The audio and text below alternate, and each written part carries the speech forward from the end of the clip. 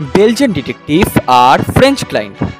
আর detective পৌঁছানোর আগেই French client খুন। দুটো ডিটেকটিভ আর একটা golf course along with same murder weapon. No spoilers, just the real reason why you must read this.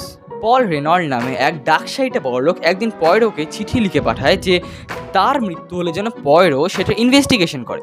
But Bingo, Poirot পৌঁছানোর আগেই পল রেনল্ডের খুন হয়ে যায়।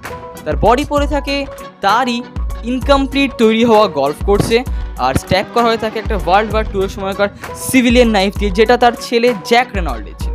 মোর দ্যান 7 সাসপেক্টস, আর প্রত্যেকটা সাসপেক্টের স্ট্রং অ্যালিবাই আছে।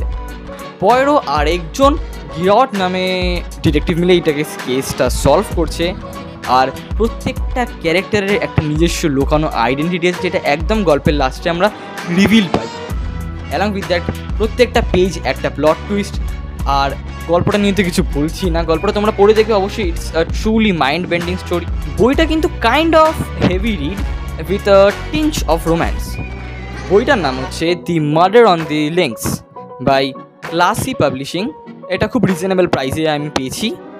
আর queen of murder mysteries Agatha ক্রিস্টির আরও যদি তোমরা ইন্টারেস্টিং বই এবং তার লেখা নোভেলসের রিভিউ পেতে চাও, বা সেটার সামারি বা ছোট্ট করে প্লট জানতে চাও, তাহলে অবশ্যই চ্যানেলটাকে লাইক আর সাবস্ক্রাইব করে দিও for more such interesting and exciting contents.